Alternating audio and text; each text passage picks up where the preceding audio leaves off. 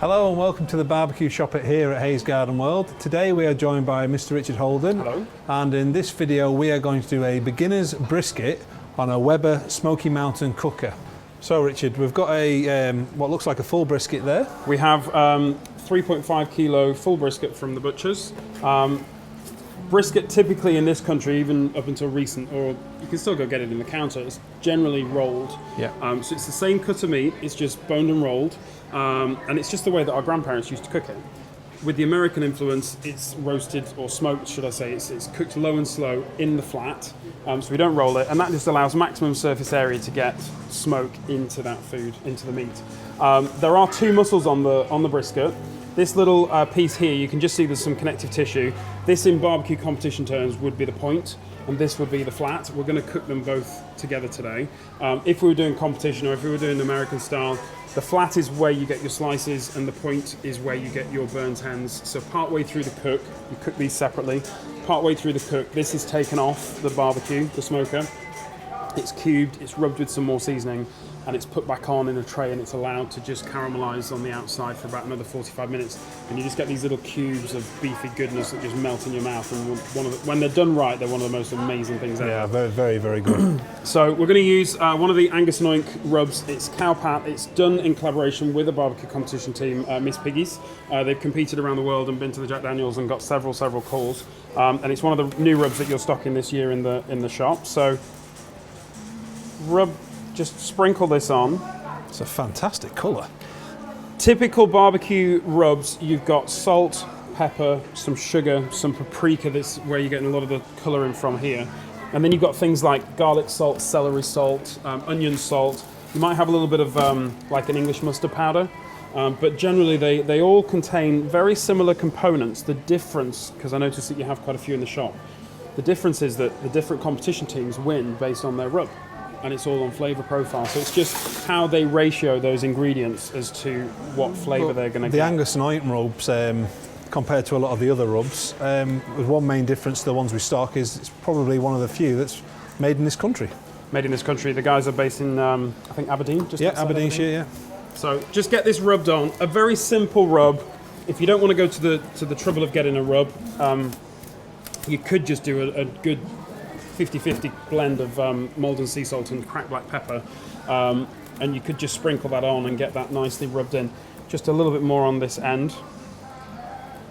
There's a lot of meat inside away from the surface area, and we need to get these seasonings really nice and evenly distributed over this. You could use some mustard to make that stick a bit better as well. You could do. Some of the guys in the States I've seen, they'll use something like a French's American mustard, and they'll just put a layer on that, and it just allows the flavours to stick. And also the seasonings, if we're going to get technical, the seasonings will dissolve in the oil easier than they will straight into there, but we're still going to get fantastic flavour. So this is out of the fridge, it's up to temperature, up to room temperature, kind of 18-19 degrees. Seasonings on. If you had time to let this sit for about half an hour or so just to allow those flavours to mellow in before it goes on the smoker, perfect, but we're going to get this over to the barbecue. Okay, Richard, so I've broken down the Smokey Mountain cooker. Yeah. We've set this up on the minion style of cooking. Yep, so you can see the white disc, the white centre there with the coals that are lit, surrounded by a layer of unlit coals. That will extend what is normally a 3-hour burn time on the Weber briquette into something like an 8 or a 10 hour, depending on how much fuel you pop in there. One key difference with this product, it's 100% natural, so you can actually add unlit coals to lit coals during the burn process, during the cooking process, and it won't taint your food. That's one of the key differences when doing the minion method. So we're going to add some wood chunks to that. We're going to use some hickory, which I'm going to pass to you there. Thank you. If you want to position those just on the coals, want to get them quite central. We're going to smoke this brisket for about 4 or 5 hours. That's when the smoke is going to go into the meat. So if we put them too far out, we're going to be smoking the food when it's not really taking on any One more thing you smoke. have to remember is also when you're doing long cooks, you use the wood chunks unsoaked. Yeah. And when you're doing shorter cooks, you use the chips with the wood soaked. So these are unsoaked hickory chunks. Just helps. You don't have to keep coming back every 15 minutes and putting more wood chips on. So use the wood chunks. So if you want to reassemble that, and then we'll get the brisket on. So middle section goes in. This has the water bowl in, which is going to help regulate the temperature. We're just going to use the upper cooking grate for this one, and going to pop the brisket straight on. Look at that. Look at that. 47 centimetre, fits like a glove. There we go. So pop that lid on. Lid on.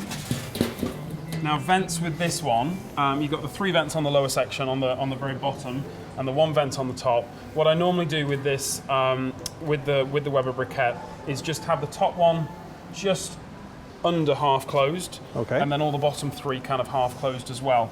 Because it's a wood-based product, if you have too much oxygen going through, it will just run away with you. So just reduce the amount of airflow going through, and it will actually keep it from kind of like turning the dampers down on a log burner. That will come up into our smoke zone between 100 and 125 degrees C, and that's going to smoke for about 4 or 5 hours. We'll get that to an internal temperature of about 75 degrees, then we'll come back shortly and we'll wrap that and let that carry on cooking for another 20 degrees up to 95. It's definitely smoking well. Definitely smoking well. Okay, so we'll come back, we'll show you it wrapping in about 4 hours time. Yeah. Show you it wrapping and then we'll see how it's getting on. We're back, a brisket on the Smokey Mountain cooker. Yeah, so this has been on for about 4.5 hours. That We'll just have a look down here. amazing. Now we're just going to use a little pocket temperature probe. I can already feel how soft that is just by popping the probe in. We're at 75, 76, so technically this is already cooked, but to get this to kind of a really nice texture, we're going to cook it again up until about 95 C internal temperature. If we were to carry on cooking this unwrapped, or as it is, there's a potential that because it's a very lean piece of meat, it could dry out. So what we're going to do is we're going to wrap it, and first thing we do is I prefer to put them into a foil tray, just has that stability and that sturdiness. Second thing we're going to do is pop in some beer. This is a local beer. You can use beef stock, but you have to be careful because you don't want it to be too salty. You can use water. In the States, they might do something like a cola, but for me, it's just a little bit too sugary. So I like to go with a local beer, partly because you don't use a full bottle, and you might just happen to have some left over. So we're just going to put about 1/2 centimetre in the bottom of that tray. It's just going to, when we put this foil over the top, that will warm up. It will start to get really hot and it will start to steam. Yeah. So it's going to help keep that brisket beautifully moist and juicy. So that goes over there. Just cinch that in nicely, and then lid off. Tray with the brisket back on, and we have no smoke going at the moment because the smoke really gets into the brisket the first 2-3 hours of cooking. Yeah. We had a crust on there at that 70-75 degree mark. We had a nice crust on the brisket. That's when we want to wrap it, and we're just going to leave that for another 20 degrees up to that 95. At which point we'll take it off and let it rest. So roughly that another will take another 2 couple hours. of hours. Yeah. So nothing to do with that until it reaches 95. Yeah. So I'm going to deal with this. We'll come back and we'll check on it in another couple of hours. But we're back to the Smokey Mountain. Let's have a look. So this has been sitting at around about 120, 125 for a lot of time. About 8 hours. 8 hours. And we checked it. There's still quite a bit of fuel in there. There is actually. We also check the water bowl throughout the cook as well. And if you're getting into the longer cooks on the Smokey Mountain, so yeah, we check the water on that, and we have temperature probe this as well, so we have achieved it. And again, normally what we would do is let this rest for at least 2 hours, but for the interest of this video and for us wanting to taste it, it smells fantastic. The bark on there, yeah, the crust. So we've got a beautiful piece of brisket there. I'm just going to go straight through the centre so you can see what we're looking for. This piece can go back. Look at that. Oh, that piece can go back in the tray. The juice, you can see if you can get a close up on that one. You can see if I just squeeze. I don't like these shots where people press them uncontrollably, but you can see the moisture coming out of that. I don't want to squeeze it because I want that moisture to stay in. But also one thing that I will point out on here as well, especially for beginners, is this pink smoke ring around the outside. It's nothing to be afraid of or kind of concerned about. It's a natural reaction that takes place between the proteins in the muscle and the smoke that's generated in the barbecue. So if you slice this, once it's rested for a couple of hours, if you slice this kind of the thickness of a HB pencil, I And what I would do if I was serving this is I would actually slice it and pop it back into the tray with some foil over it just until you're ready to serve. And then it will just help prevent it from drying out while it's in the open air. So if I give you a little taste, this is one of my favourite things.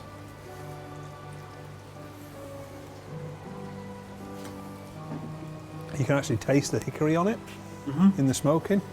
That is really, really nice. I can't talk. Okay. I'll let you. So if you want to know how to do this recipe, visit our website on hayesgardenworld.co.uk. We're across all the social media platforms, including YouTube, where you'll find more of our videos. I'm just going to carry on. You carry on eating. Sorry, you carry on doing the comments. Thank you very much for watching. We'll see you again next time.